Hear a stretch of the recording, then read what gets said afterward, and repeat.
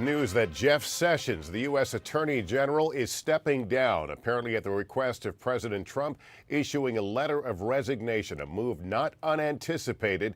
He became a frequent punching bag of the president for his decision to recuse himself from the Russia campaign influence investigation. It was anticipated he might step down after the midterms, and in fact, the president confirming that by tweet just a short time ago. Let's go to our justice correspondent, Pete Williams, now, who can lay this out how it all occurred.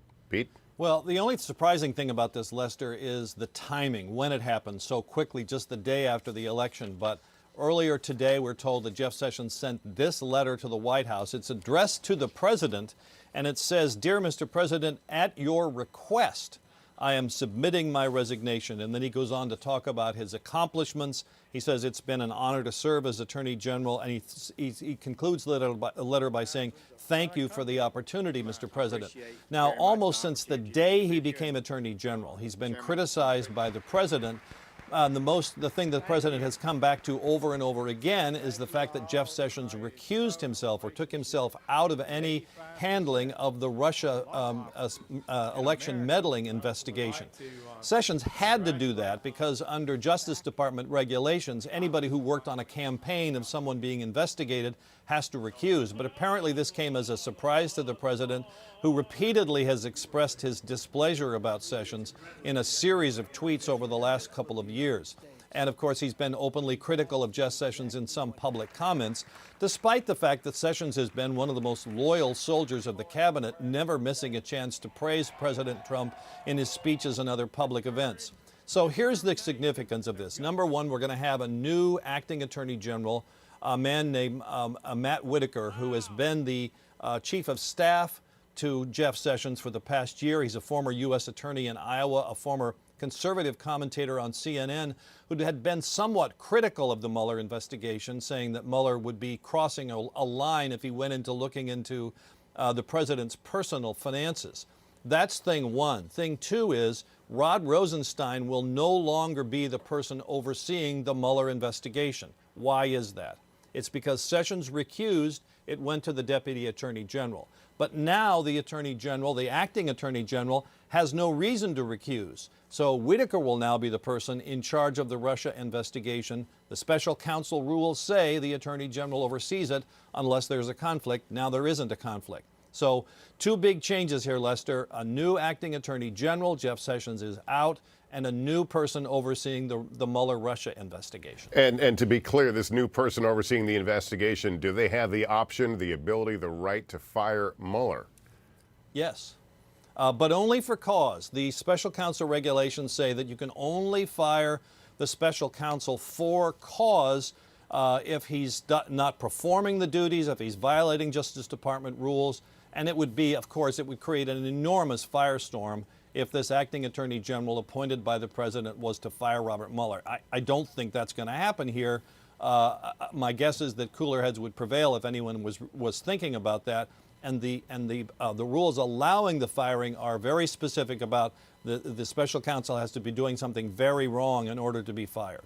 All right, Pete, let me go to Kristen Welker right now at the White House. Kristen, we heard from the president barely an hour ago, and I know questions came up about the future of his cabinet and Sessions. What did the president say at that moment? Well, that's part of what makes this remarkable, as Pete was just pointing out, the fact that it's coming so soon after the midterms, and the fact that it's coming after the president was just asked directly if he planned to fire his attorney general, Jeff Sessions, if we should expect Jeff Sessions' resignation. Now, the president dodged those questions. He didn't answer directly. He said, look, I don't essentially want to delve into any new cabinet positions or any new positions here within my administration. But he did make the point it's not unusual after the midterms for there to be some change. So we are seeing this happen, I think, more quickly than a number of people anticipated. But stepping back, Lester, it isn't a surprise, as Pete was just reporting.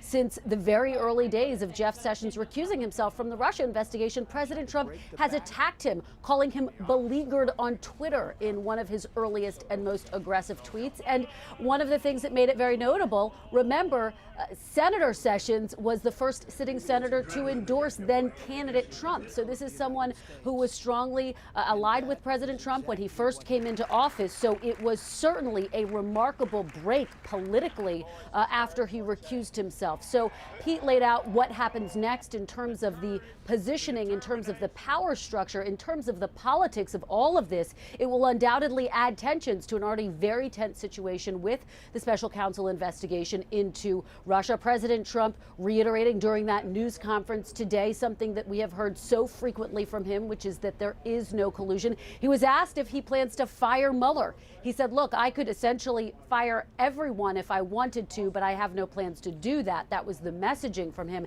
at the podium. But there's no doubt that this adds a new twist to something that has loomed large over this entire administration from the very early days, Lester. Yeah, let me go to Hallie Jackson very quickly, who is here in New York. Hallie, let's kind of walk this out a little bit. Yeah. The Republicans retain control of the Senate. The president says that he will nominate someone else for the Attorney General's job in the very near future, and he should have an open way to confirm that person. Well, especially, Lester, given that Republicans do have the majority in the Senate now and into the future when the president will be naming that permanent replacement. Matt Whitaker, who Pete referenced, is the acting attorney general. It is not clear if he will end up the permanent attorney general, at least the president's pick for that. No guidance yet from our White House sources on what that timing may be for a permanent replacement. But here's the backdrop, too, for all this, Lester. Remember that early on, when it first became clear that there was bad blood and that the relationship was very much souring between President Trump and Jeff Sessions because of that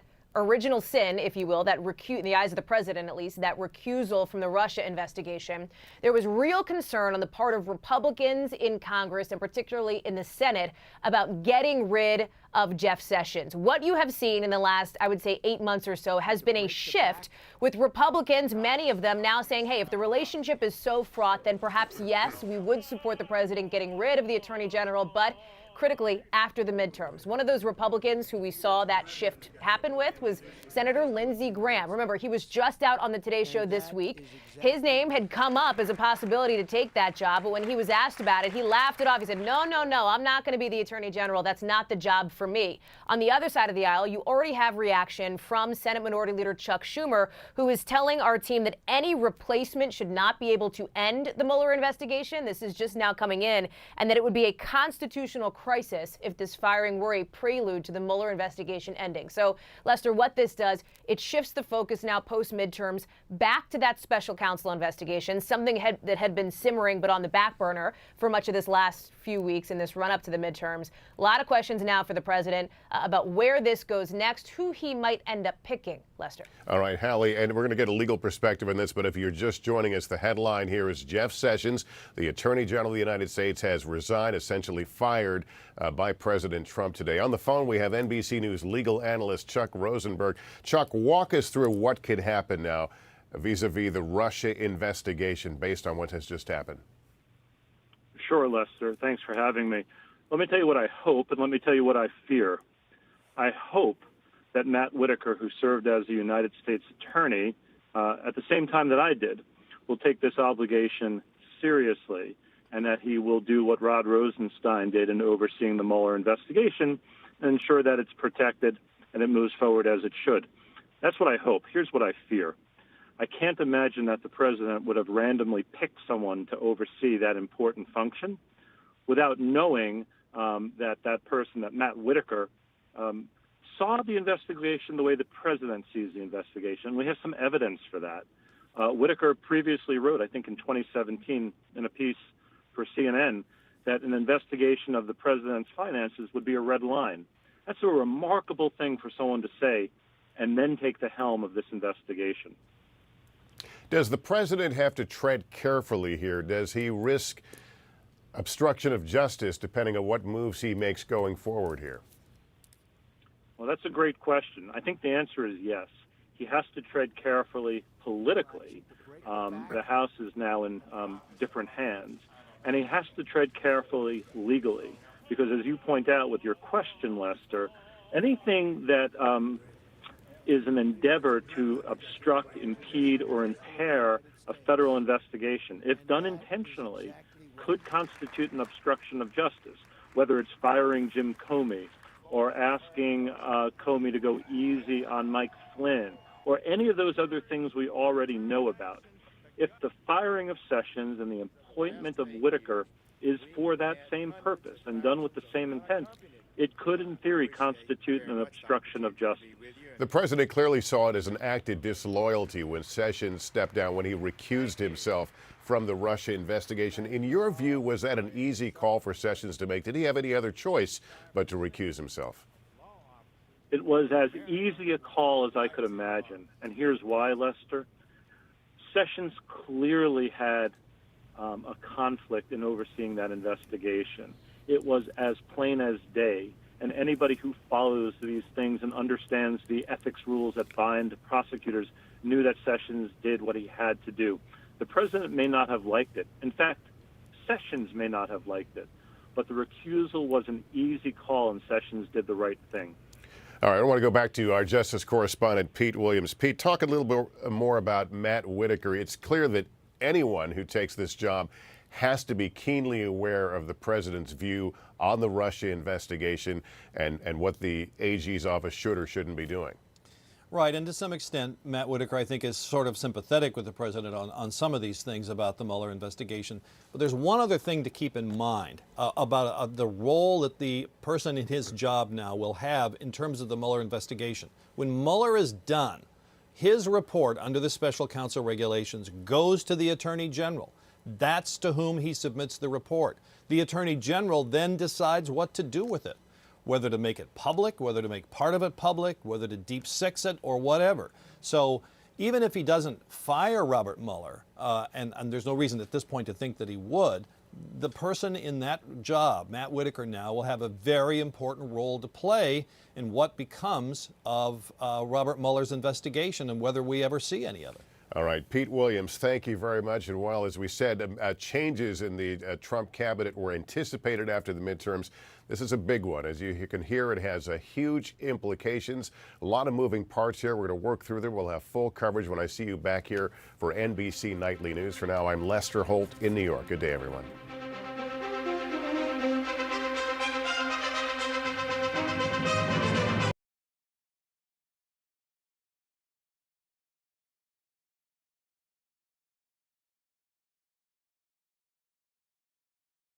That says that that this investigation looking into Donald Trump as it pertains to his finances crosses a line. So this does fit with the president's MO. We are literally reporting out what Donald Trump has said about this probe. If it sounds bad, if it sounds like attempts at meddling and interfering, that is because he sounds bad. And to that point, usually these resignation letters are pretty meaningless. I'm sure Chris Matthews would agree. They're usually full of That has something very interesting at the top of it. This letter says... This is Jeff Sessions' resignation letter. Jeff Sessions says, at your request, I'm submitting my resignation. So that is as close as you can get to a firing. And it goes on to say all the things that Jeff Sessions thinks he did on immigration enforcement, on law enforcement tools, violent crime, homicides. Donald Trump's made it clear from the start. That's not what he cares about. Any of that. He cares about the fact that he wanted Jeff Sessions to stay involved to control this probe, and he didn't do that. And this letter makes it very clear on the record that this was a requested ousting, and all the other issues that Jeff Sessions is touting, Donald Trump didn't seem to care about, or at least didn't seem to think would keep him on the job. Chris Matthews has joined us. Chris, obviously the president has the right. These people serve at the president's privilege and pleasure. What do you make of what's happened, though? Because there are some people already, Democrats, who are saying this is crossing the line into constitutional Well, we'll see what they do. We know what Trump's done. And Trump is a street fighter. He has no loyalties to the Republican Party, which he laid out in that earlier press conference today, made it very clear. I'll deal with Nancy Pelosi. I'll cut deals with the Democrats and a few Republicans. I have no loyalty to any institution. He doesn't respect the deep state. He thinks federal government employees are basically hacks or a bunch of lefties. He has no respect for any institutions around him. So what's he going to do? He has to protect his daughter. He's got to protect his son-in-law. He's got to protect himself and his position. He'll do everything he can to do that. He has to begin to do it now, because he knows the clock's ticking. Today? Why today? Because I think he knows that Mueller's eventually going to do something this year. Because the investigation got a little closer to him. Because the clock Democrats is took the ticking. House. I think he knows the time's come where Mueller must even feel a little responsibility to act.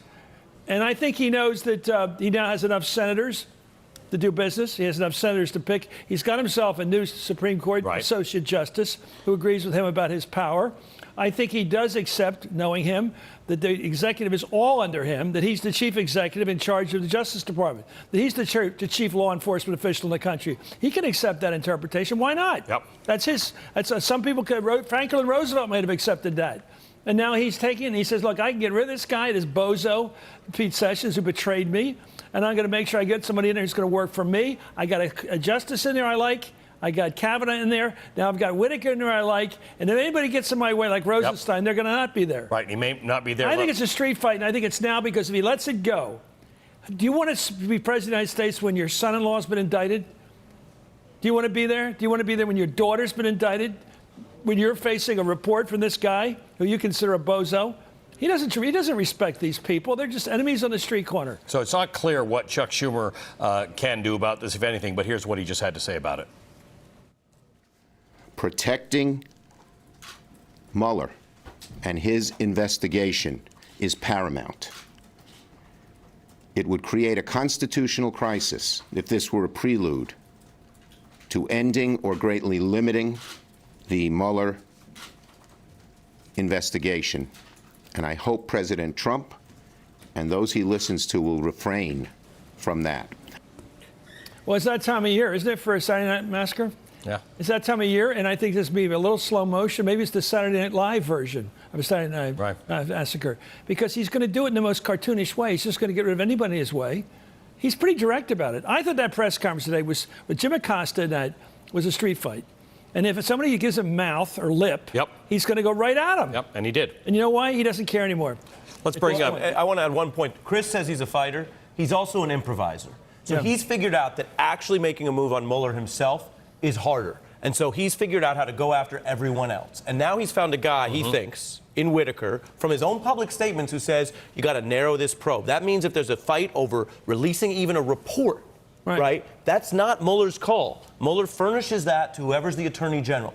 Now, who you said very clearly can stick it in a drawer. That's right, legally. And then look, and then take up it with equal attention the Giuliani report. Don't you know that's coming too? Oh no, the cartoon continues. Right. He said, I've got two reports here we're looking at. Because that one could get We're going to give equal deference. Yeah. And people like to underestimate Donald Trump. He didn't read the ordinance. He didn't go in and do that homework. He figures out through improvisation and rattling the cage who's weak, who he can bully. He thinks he bullied Rod for a couple months to hold him off. He thinks that Mr. Whitaker now is going to be the most famous chief of staff in the history of the Justice Department and is going to owe his loyalty, the word you use, to Donald Trump. I think we should watch Fox, by the way, to find out how they're going to justify all this.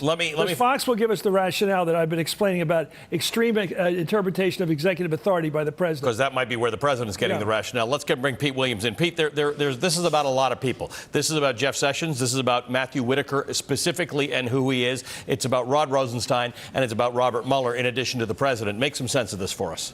Well, I think you just did it perfectly. So we're going to have a new attorney general, a new acting attorney general, while the president decides whether to nominate someone. If he puts Matt Whitaker in this job, Matt Whitaker can serve a maximum of 210 days under the law, or until the president nominates someone else, and then that person could continue in the job until until someone else is confirmed. So that's the first step. Jeff Sessions is out. His letter of resignation says that he's resigning at the president's request. What does that mean? What does that mean to you, Pete? Because he says this as a line. It's the first line. At your request, I am submitting my resignation. Right, meaning that he didn't want to leave as attorney general, and he's only going because they've asked him to. And I think this was the plan all along. My understanding is that Jeff Sessions assumed that this was going to happen in some form after the midterm election, that he would get a call from the White House saying it's time to go, and that's apparently what has happened here. So the chief of staff or someone called him up and said, okay, time for you to pull the plug. And I think Mr. Sessions anticipated this. There were signs in the last couple of months that he was realizing that his time as Attorney General was coming to a close. So You know, as I said earlier, I think the only surprising thing about this is the timing happening the very day after the midterm elections. I heard you saying earlier, and I just want to clarify your position on this or what you're hearing from people. Does this de facto mean that Rod Rosenstein is not overseeing the Mueller or will not be overseeing the Mueller investigation as soon as Whitaker takes his seat in the Attorney General's office? Yes, and here's the reason why. The special counsel regulations under which Bob Mueller was appointed to be the special counsel say that he reports to the Attorney General, unless the Attorney General has to recuse for some reason, in which case it's the deputy. Well, this new acting Attorney General can do anything the Attorney General does, has the authorities of an Attorney General. So that means that Robert Mueller now will report to the Attorney General, who won't be recused. So that means Rod Rosenstein now hands the authority over the special counsel back to, in this case, the acting Attorney General. Wow. A guy who, Rosenstein is another guy who has fallen under the president's criticism, and now he's out of the way as it relates to the Mueller investigation. As of now. He's got a court that's tilting in his direction thanks to Kavanaugh. And he's got a new attorney general that he's handpicked based upon his observations as a CNN commentator who's applied for the job rather neatly, actually. I'll be there for you, brother. That's a hell of an application.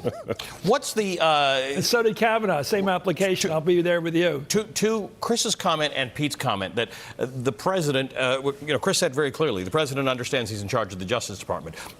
Unlike other departments, it was created in a way that was built so that the president can't do some of the things he can do with the Labor Department or the Commerce Department. There were certain things that were designed for the president not to do by convention or by law. At this point, we have had a lot of presidents who have tested the waters on what executive privilege is and what the boundaries of their authority are. But the president has gone to a place with the Justice Department that some legal scholars are not comfortable with. Well, look, the context for this, again, is we're talking about what is essentially a firing, a requested resignation. This is a firing. Let's be real. This is a president who is under investigation for his firing of the other chief law enforcement official, James Comey, who he inherited, but they typically serve 10-year terms. Now he's firing the other guy who oversees that. The DOJ technically oversees the FBI, although there's always turf wars. And as I mentioned, Andy McCabe, not a household name, but he was the deputy director of the FBI. He crossed paths with Donald Trump and found himself out of a job and a pension and is now under investigation in D.C. We'll figure out where that goes. So this is not a one-off. Right. This goes back to something that Chris and I and others have talked about, which is Nixon's big mistake in the Saturday Night Massacre was doing it all at once. We are dealing with a president, and I'm not casting aspersions on Mr. Whitaker or the outcome of the Russia probe. It is possible that Bob Mueller will find lawfully no obstruction by Donald Trump. We have to wait and see. But I would note, we are dealing with a president who is under investigation for obstruction through the way he acts as president. Right. So just as with pardons, the president does have pardon power. And Chris and I have covered presidents who've made mistakes with the pardon power. It's a pretty big power.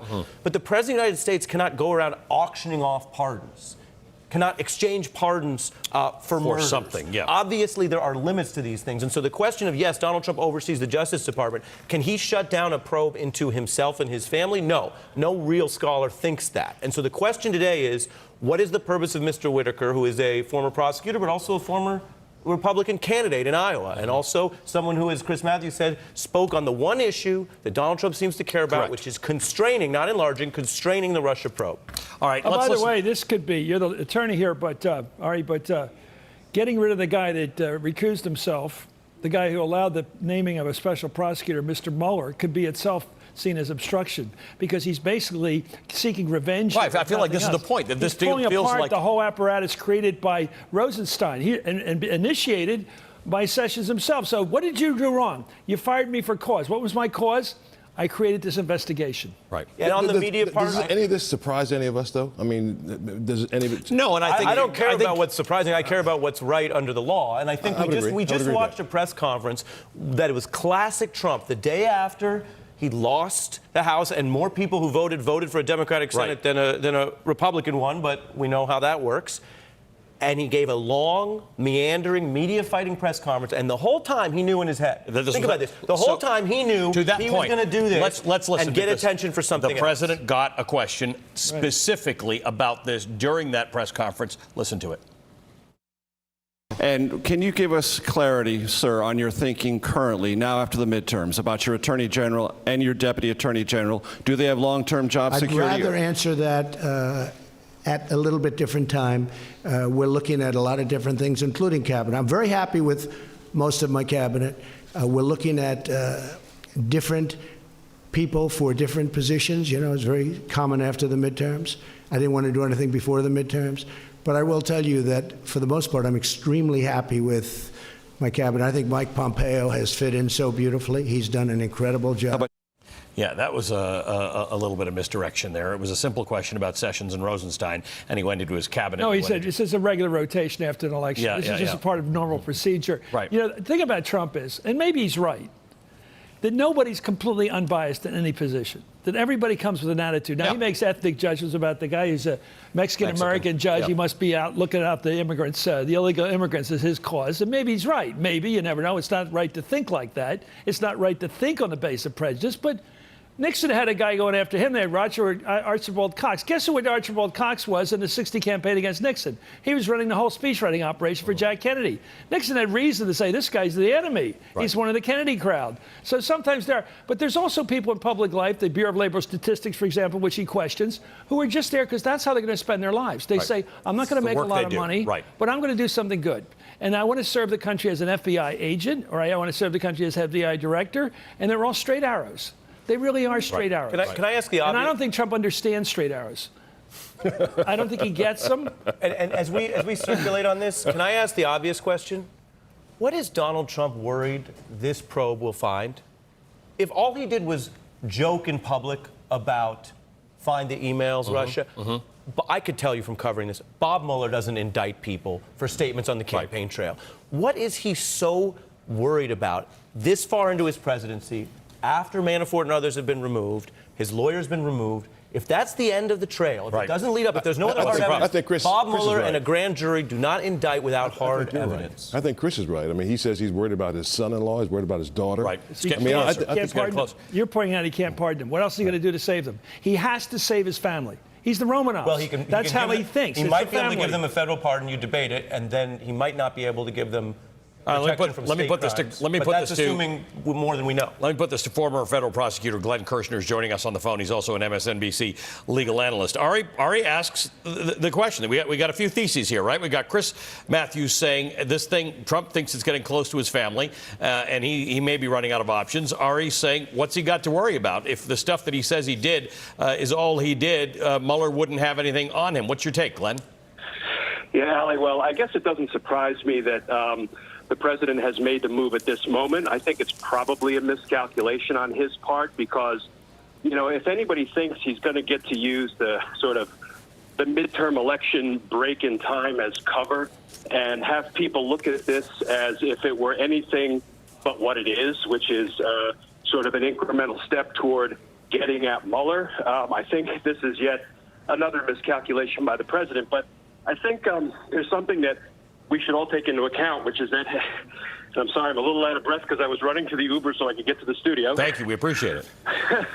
So I think what people have to remember about Bob Mueller, I worked with him for a number of years when he was chief of homicide at the D.C. U.S. Attorney's Office, is he has contingency plans for everything. So if anybody believes that he has spent the last 18 months in the grand jury not preparing for a moment like this, well, then they're miscalculating the prosecutor and the person Bob Mueller is.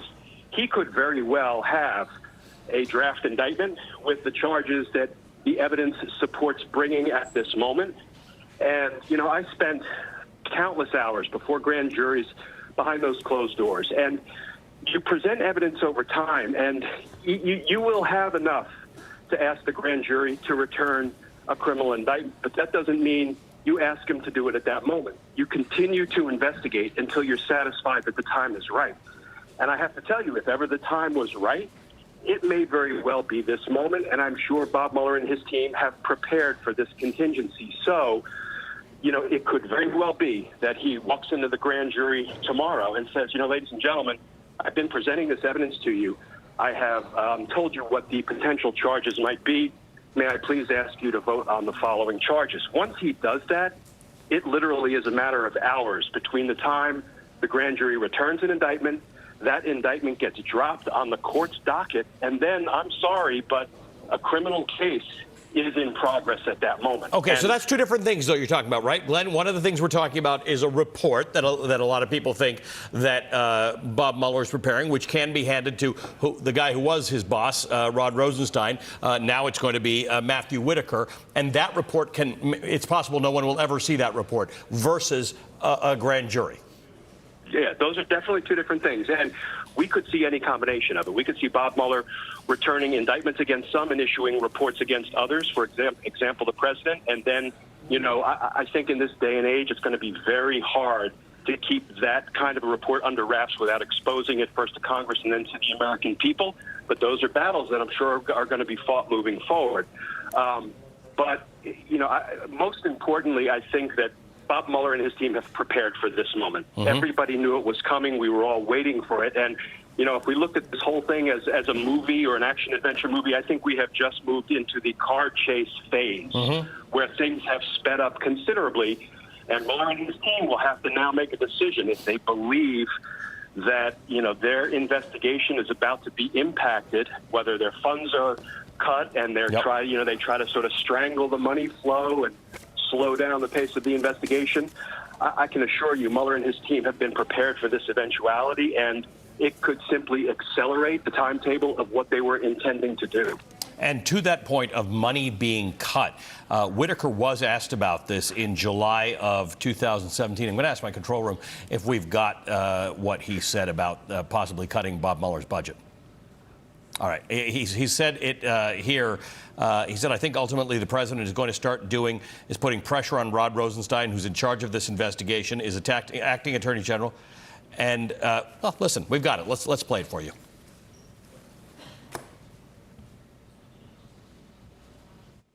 I think what ultimately the president's going to start doing is putting pressure on Rod Rosenstein, who is in charge of this investigation and is acting attorney general, and really try to get Rod to maybe even cut the budget of Bob Mueller and do something a little more stagecrafty than the blunt instrument of firing the attorney general and trying to replace him. To know that the guy who is now going to be the Attorney General of the United States had this all thought out. I want to bring in NBC News Chief White House Correspondent Hallie Jackson. Hallie, before this happened, I was planning to have an entirely different discussion about things, and I have Joe Watkins here, who worked in a White House, and Joe's look on his face is like, I can't give you any advice on this because this didn't happen in the George H.W. Bush White House where I worked. You heard Glenn Kirshner saying this is like a movie and this is the car chase scene. You may know in a movie there's going to be a car chase scene, but it's still sort of, it shocks you sometimes when it happens. It's still a moment when you actually get to that piece of it, Allie, and I think that's really spot on here because this is obviously not unexpected. For months and months and months, we've been hearing speculation about when the axe was finally going to fall on Jeff Sessions. And just take a quick second here, and you probably talked about this, but let me just make the point. What a remarkable arc this has been, because I remember back when I was covering Donald Trump on this campaign, and Jeff Sessions was the first sitting senator to endorse Donald Trump at a massive rally in Alabama. He was the ultimate loyalist. He would come to debates. He would come to campaign events. He would talk with members of the media as a surrogate for Donald Trump. Here we are now, 2.5, 3 years later, and it has come, you can't even say full circle. It's the end of the road for Sessions. So a couple of things here. Number one, what we are watching for and digging on is congressional reaction. Remember when Lindsey Graham, Republican Senator Graham, said that there would be holy hell to pay if President Trump fired Jeff Sessions? Nope. Flash forward to the last couple of months when there has been a growing acceptance among Senate Republicans that, in fact, if there is such a bad and fraught and difficult relationship, then perhaps it would be better if Donald Trump let Jeff Sessions go after the midterms. Well, tick-tock, right? Here we are. I can't even do the math. I'm sorry. 16 hours later, I guess, after Election Day is officially over and Jeff Sessions is gone. Here is the questions that we still have outstanding. Number one, Matt Whitaker, who is coming in as the acting attorney general. You've talked about him. You just played that sound from him and how he feels about the special counsel, much more in line with the president's thinking. Will he remain in that position on a permanent basis? I'm not sure that's going to be the case. We are working all of our sources at this moment. There are some names that I'm not ready to talk about right now, but I do think that there is a lot of discussion about what happens moving forward and who that permanent replacement is. No guidance yet from our White House sources on when the timing of that will be. The second piece of this puts, of course, the special counsel investigation squarely back into the spotlight, right? The third piece is what happened over these last 12 hours. The House has flipped. Democrats now control the House, which means they have subpoena power for certain pieces of information and certain things as it relates, for example, to the special counsel investigation. And so that is a piece of the puzzle here as well, Allie. I got to tell you, we have a lot of head-spinning days covering this White House. This is definitely one of them here. This is and by definitely the way, one of them. Yeah. This may be just the first departure post-midterms of a member of the Trump administration that we're hearing about right now. Okay, we're going to catch our breath because it's the half hour and find out what's going on. You'd be excused if you thought that the breaking news at this hour was the results from yesterday's midterm elections. It's not. Attorney General Jeff Sessions is out. In an abrupt tweet last hour, the president wrote that Matthew G. Whitaker, chief of staff to Attorney General Jeff Sessions at the Department of Justice, will become the new acting attorney general of the United States. And that comes just about an hour after the president held a big news conference touting the midterm results in the Senate and was asked very specifically if he would fire Sessions, to which he replied, "I'd rather answer that at a little bit different time." Eric Holder, former attorney general, just tweeted, "Anyone who attempts to interfere with or obstruct the Mueller inquiry must be held accountable. This is a red line. We are a nation of laws and norms, not subject to the self-interested actions of one man." Far be it for me to challenge Eric Holder, but maybe the last 2 years has actually challenged that notion. With me now, Ken Delaney, an intelligence and national security reporter. Ken, obviously everybody involved in the Mueller investigation and the attendant and ancillary investigations is wondering what this means. Yeah, Allie, absolutely. And one thing it could mean is that you have in Matthew Whitaker, the acting attorney general, a man who has expressed hostility toward the Mueller investigation. Back in August of 2017, he wrote an op-ed. This was after the president said it would cross a red line for Mueller to investigate his family and his finances. And Matthew Whitaker wrote, "The president is absolutely correct. Mueller has come up to a red line in the Russia 2016 election meddling investigation that he is dangerously close to crossing." This is the man we presume, we don't know, we haven't confirmed yet, but we presume is in charge of the Robert Mueller special counsel investigation. So what this means is that yesterday's election results are even more consequential than we had imagined when it comes to the Russia investigation, because for the first time, you have the Democrats in control of a committee that is seeking to investigate this. Recall that House Republicans closed the House version of the Russia investigation back in March and said they had found no collusion. Democrats hotly criticized that decision. Adam Schiff, the ranking Democrat, who will be the chairman in January, criticized that and said the Republicans left many questions unanswered. The Senate has been continuing to investigate the Russia matter, but that's led by a Republican. There's a lot of compromises going on there between Democrats and Republicans. House Democrats no longer have to compromise, Allie. They have subpoena power. And to the extent that Robert Mueller writes a report and sends it to Acting Attorney General Matthew Whitaker, and he decides he doesn't want to release it, the House Democrats may demand to make it public. They can compel witnesses to come before their committee and talk about what they've learned in the Russia investigation. And they have their own agenda. You know, they said they wanted to subpoena Jared Kushner and Donald Trump Jr. and Keith Schiller, President Trump's former bodyguard. And so this is sort of, while the Mueller investigation may be taking a blow here with the acting attorney general, the fact that Democrats are now in charge of the House Intelligence Committee, or will be in January, adds a new avenue of inquiry and adds some protection for Robert Mueller. All right, Ken, thanks very much. I want to bring in former Department of Justice spokesperson Matt Miller. He's an MSNBC justice and security analyst. Matt, on July 13th of 2017, in an interview with CNN having to do with the Trump Tower meeting, Matthew Whitaker, the man who will now be the acting attorney general, said, I think to sort of suggest that there's a conspiracy here, referring to that meeting. I mean, you would always take that meeting. You would have somebody from your campaign take that meeting to try to get information. The reason I bring this up is that Whitaker is on the record as saying the Mueller investigation is an overreach. He's on the record as saying there are ways to tamp it down or cut its budget. And he's on the record as saying that he doesn't think there's any problem with the Trump Tower meeting. Yeah, it's very hard to see how he can oversee the Mueller investigation and the public have any confidence in that investigation being handled fairly, given those comments. I think that comment you just brought up about Trump Tower is the most disturbing comment he's made of all these comments, given that we know that Bob Mueller has been investigating that meeting, has asked a number of witnesses about that meeting, has pulled witnesses into the grand jury.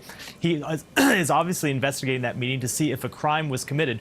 For the person who is now overseeing the investigation, would have to sign off any indictments related to that meeting, to have prejudged the outcome and said that you would always take that meeting, declaring that it's not taking a crime to take that meeting, obviously brings into question his judgment and brings into question, the sort of sanctity of the investigation once it's all wrapped up. If there are no charges that are brought around the meeting, I think when you look at the recusal rules of the Department of Justice, there are very clear rules for when you have to recuse yourself in an investigation, and then there are rules around the appearance of bringing questions around investigations. And I think his comments really do bring an appearance of bias into his overseeing the investigation. And both his comments and the fact that the president, who's one of the subjects of this investigation, has picked him to oversee it, I think makes it very hard under any fair reading of Department of Justice recusal rules for him to continue to oversee it. Now, I don't think that means he's going to recuse himself. I think that's very clear that the president put him in this job precisely because he is the person at DOJ who has questioned it publicly. So I don't think you'll see him recuse himself. But I think if you look at a way forward, that's where people who care about the Mueller probe ought to be training their fire, is pushing him to pull himself out of this probe, because it really doesn't pass the smell test that he oversee it, given everything, all of the circumstances surrounding his appointment. Chris Matthews. Ari said that he's an improviser, but he also knows how to put his ducks in line for a deal. And if you look at everything he's set up here, beginning his softening up with Rosenstein over the last several weeks, testing his how much pushback am I going to get from this guy, and how much can I push him? We've all watched that. It's fascinating to watch that. Can I control this guy to some extent? Lindsey Graham, bring him into camp. Maybe not as the future AG, but somebody that can back him up on the Senate side. Whitaker, who's now expressed, most importantly, as we just heard, a willingness to defend the family. This really has a Godfather aspect to it. It's about the family. You can't have your children, your daughter, your beloved daughter, and son-in-law offering themselves up to protect themselves. They can't protect themselves at your expense. They can't, become state's witnesses at your expense. It's not like all the others, Cohen and all the rest of them, Manafort, the rest of them. Those guys are all expendable, dangerous, but expendable. You can't expend your family members. This is a one Trump core. He will defend the family. And I think but I think it's fascinating is the way he's lined up the ducks, from Lindsey to Whitaker to Rosenstein. And it's all about building a set of phalanx around him that can protect him, because he was let down by. So Schumer said, given his previous comments advocating defunding and imposing limitations on the Mueller investigation, Mr. Whitaker should recuse himself from its oversight for the duration of his time as acting attorney general. Clearly, Donald Trump has read enough to know that he's not going to have Whitaker recuse himself. The whole idea is to get rid of the recused Russian Attorney General and put in someone who's not. So there's zero chance that. Well, I'm not going to say what the chance is, but that's the plan. Chris sees the Godfather. I see the Joker in Dark Knight, who had a dark view of people's actual moral courage and said, you're only as good as you're allowed to be.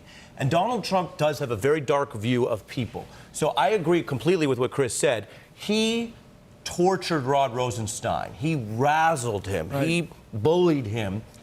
And he put him in this car to the White House, making him think he was going to be fired. What are you really going to do if I do that? And then he pulled back. And that was very deliberate. Whitaker, according to the New York Times, was also in line to replace Rosenstein if need be, if that's the direction it went. Again, showing that when Donald Trump's family or money or personal interests are on the line, he suddenly becomes an expert at bureaucracy. Right. He knows McCabe's a deputy. He knows Rosenstein's a deputy. He knows Whitaker, who's obscure, no one was talking about Whitaker at all, is here and ready to go. So he has that mastery, and he says when he looks at what he calls the deep state, when he looks at these civil servants, when he looks at these deputies, and as you go into the bureaucracy, he says most of these people aren't really going to stand up to a president, even if they've said it's wrong, even if they've talked about wearing a wire or whether that was a joke, or even if they said they're worried about the rule of law. This letter from Attorney General Sessions, former Attorney General Sessions now as of this hour, it's not dated. There's no date on here. We don't know when this began. And it says at the top, basically in Washington speak, you fired me. It's unbelievable. So Jeff Sessions is going, and by the way, Jeff Sessions will be a witness sooner or later in this Mueller probe. And so he has put this in writing for a reason. Yeah. Everything is right, he said, as always. The cruelty level. The Apprentice, what's the key money shot on that show? is the look on the face of the person when they've been just fired. Right. That's what it's all about. The show's about cruelty and humiliation. Today in his press conference, we started people like Mia Love, who didn't show me any love. He cruelly. Carlos Cabello. These people didn't vote against him ever, but they didn't pledge their personal loyalty. If they didn't go down basically for him politically, if they go all the way down, stoop down to him, kiss the ring, the whole thing, then they will be paid and they will suffer at my hands.